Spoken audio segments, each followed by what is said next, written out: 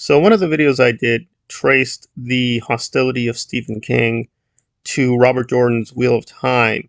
And I will do videos directly, for lack of a better word, being a sequel to that. But this is part of a bigger puzzle as to why King hated that so much, but actually liked and respected Lord of the Rings, which Wheel of Time is modeled after, although I've gone into arguments about people about how much, to what degree, but there's no doubt that Lord of the Rings is a very big influence on Wheel of Time. But what's interesting is people have assured me that once we get past a certain point, the books do change and they are a lot more like Dune.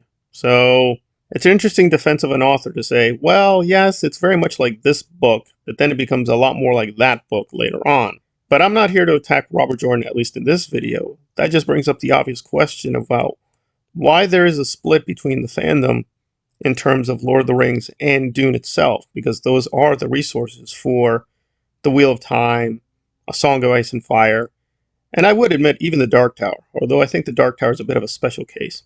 But there's no doubt that Dune and Lord of the Rings have now just massively influenced the fantasy genre. There's almost no way you're going to encounter any fantasy book that does not take at least a little bit from Tolkien and at least a little bit from Frank Herbert. But ironically, they apparently didn't like one another, and it was mostly on Tolkien's part. And the question is, why?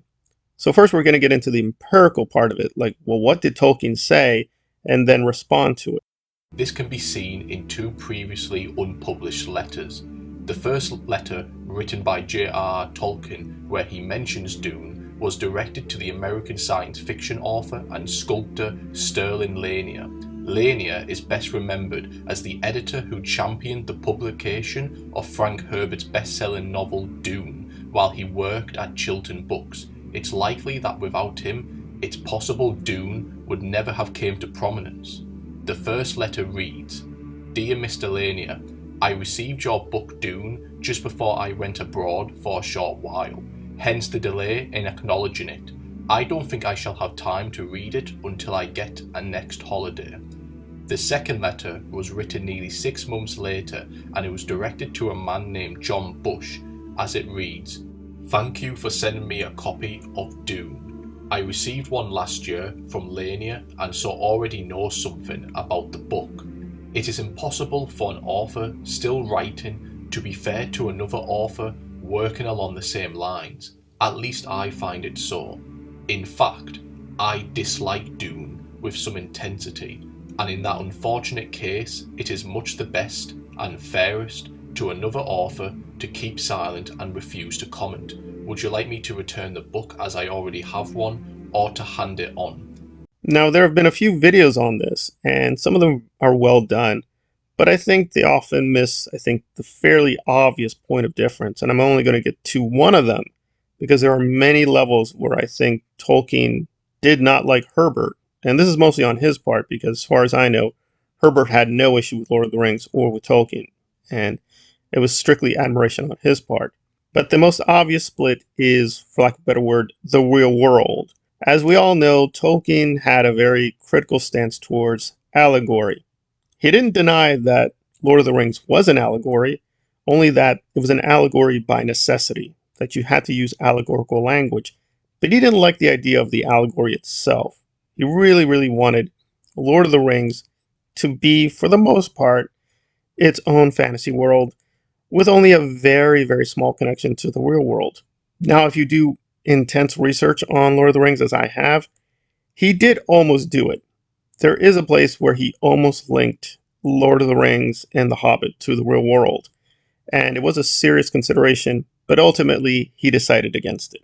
So you can make the case that there is a real world link, at least in terms of the drafts. There he does specifically cite places like China and other places where that was in the text, but ultimately he decided not to include that in the published versions. We're kind of stuck in terms of how far he took his anti-allegorical stance. But things are very different with Frank Herbert once you know the basic structure as well as the meat of the story, with Arrakis, with Paul, with Lady Jessica, House Atreides, House Harkonnen, and so on and so forth. You're going to quickly realize, wow, this looks a lot like the Middle East. It looks like he's referencing the wars of imperialism with the French Empire, the British Empire, and now the American Empire, and their search for controlling the Middle East and oil. And Frank Herbert explicitly told us in later books, yes, that's what these books are about. These books are referencing that political and social conflict. The Fremen are based on Islamic, Japanese, Chinese, and African cultures. And we now know for a definitive fact he definitely borrowed from certain books, ironically including Lord of the Rings, and those are inserted into Dune. He even references and alludes to them rather explicitly. There's a lot of explicit references to Shakespeare, for instance.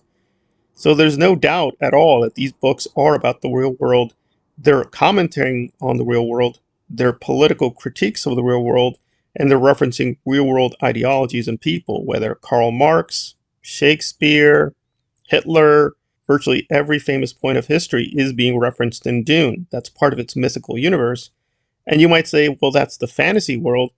But no, Frank Herbert has told us directly in interviews and letters and elsewhere, no, it is about our world. And I think for Tolkien, that's something he could never fully embrace. The idea that fantasy is about the real world is something he had philosophical as well as spiritual problems with, because for him, the power of fantasy would be getting us away from this real world with all of its ugliness, whether it's wars, genocides, you name it.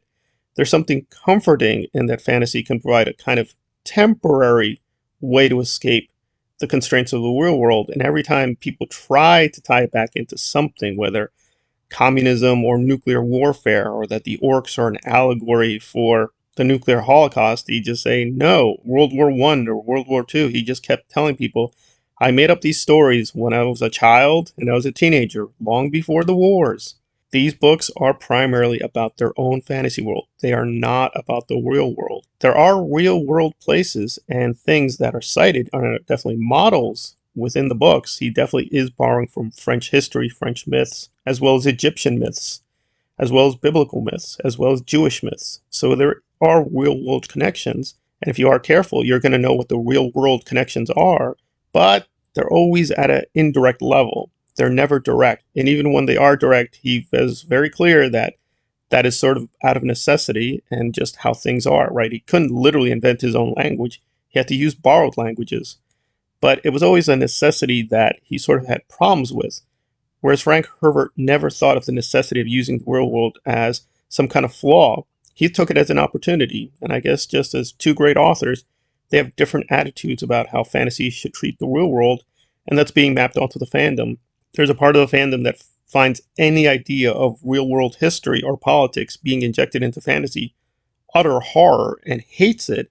And there's parts of the fandom that is much more comfortable and it has no major issue that politics or history, contemporary or ancient, is going to be put into this fantasy world. And I think that's still a basic split between Tolkien and Frank Herbert.